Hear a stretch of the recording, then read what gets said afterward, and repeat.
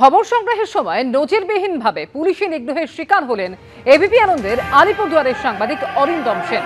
এই ঘটনাটি ঘটে বুধবার রাত 10টা নাগাদ।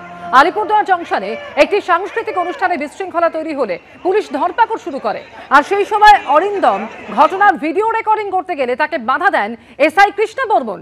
জোর করে তার হাত থেকে মোবাইল ফোনটি ছিনিয়ে নেওয়া হয়। অরিন্দম তার পরিচয়পত্র দেখালে আরো ক্ষিপ্ত হয়ে উঠে তাকে চড় মারেন ওই মহিলা পুলিশ কর্মী। ঘটনাস্থলে উপস্থিত অরিন্দমের পরিবারের সদস্যরা প্রতিবাদ করলে তাদেরও শারীরিক হেনস্থা করেন এবং হুমকি দেন এসআই কৃষ্ণ বর্মন। বৃহস্পতিবার আলিপুরদুয়ার থানায় এ নিয়ে লিখিত অভিযোগ দায়ের করেছেন অরিন্দম। অভিযোগের তদন্ত হবে বলে জানিয়েছেন জেলার পুলিশ সুপার। আমরা তো এখানে দাঁড়িয়ে প্রোগ্রাম দিচ্ছি রোজকার মতো, তো মাঠে তো খুব ভালোই প্রোগ্রাম চলছে। হঠাৎ করে দেখি একটা ক্যাওস হলো, ও তো দৌড়ে গেল। তার কয়েক সেকেন্ডের মধ্যে আমি দেখলাম দুজন ছেলেকে ধরে আনলো, ঠিক আছে।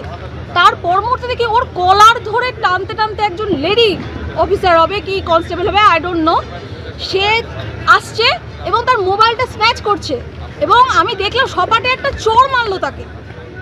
তখন আমি দৌড়ে গেলাম, কারণ আমার হাজবেন্ড যার নিগ্রহ হয়েছে তার কিন্তু 2 মাসও হয়নি, তার অপারেশন হয়েছে, মেজর 2টো অপারেশন হয়েছে।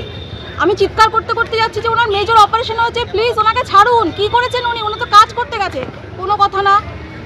বাদ বাকি অফিসাররা ঠিক আছে, তারা কোঅপারেট করলো, বললো না না ম্যাডাম আপনি শান্ত হন। কিন্তু ওই মহিলা অফিসার এতটা মিসবিহেভ করলো, উনি আমাকে পর্যন্ত টানছেন যে আমি চল তোকে পর্যন্ত নিয়ে যাবো, চল তোকে ভর্তি করবো, এইভাবে লিটারালি এই ভাষায় আমাকে কিন্তু কথাগুলো বলেছে।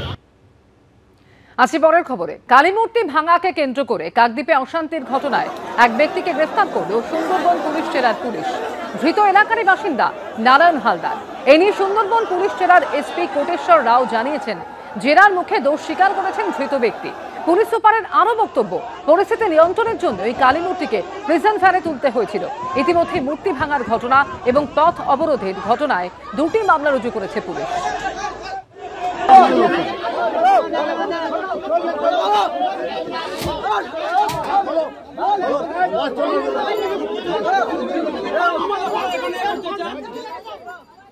মা কালী মূর্তি ক্ষতিগ্রস্ত হয়েছে বলে আমরা ইনফরমেশন পেয়েছিলাম। ইনফরমেশন পাওয়ার সঙ্গে সঙ্গে পুলিশ টিম পৌঁছে গিয়েছিল। পূজা কমিটি মেম্বারের সাথে কথাবার্তা চলছিল। কিছুক্ষণ পরে অবাঞ্ছিত লোক ওর ভিতরে ঢুকে গিয়েছিল। ওর ভিতরে ঢুকে গিয়ে লোকেরা বেশি হয়ে গেছিলো, আলাদা গ্রামের থেকে চলে এসেছিলো। তারপরে মূর্তিকে, মা কালী মূর্তিকে ওখান থেকে ন্যাশনাল হাইওয়ের উপরে নিয়ে চলে গিয়েছে। ন্যাশনাল হাইওয়ের উপরে নিয়ে চলে গিয়ে ওখানে কমপ্লিটলি রোড ব্লকেট করে দিয়েছে। আমাদের টপ মোস্ট প্রায়োরিটি আছে যে প্রোটেস্টার দেখে রোড ব্লকেট থেকে যখন স্টোন পেল্টিং হয়েছিল, স্টোন পেল্টিং মা কালী মূর্তির উপরে যেন না হয় বলে আমরা সঙ্গে সঙ্গে মা কালী মূর্তিকে ওখান থেকে আমরা পুলিশ ভ্যানে আমরা রেখে দিয়েছিলাম অ্যান্ড ওখান থেকে মা কালী মূর্তিকে আমরা প্রোটেক্ট করে দিয়েছিলাম।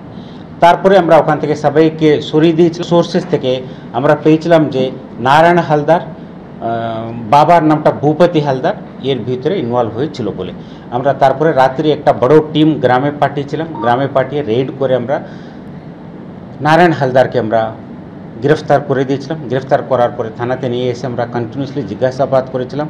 উনি ভুল স্বীকার করে নিয়েছিলেন যে এই কাজটা উনি করেছিলেন। এখন 2টো কেস হয়েছে, একটা ভাঙচুর আর একটা রোড ব্লকেট, একটা রোড ব্লকেটের অ্যান্ড একটা মা কালী মূর্তির ভাঙচুর। রোড ব্লকেটে কেউ অ্যারেস্ট হয়নি, আমরা তদন্ত করছি ওটা।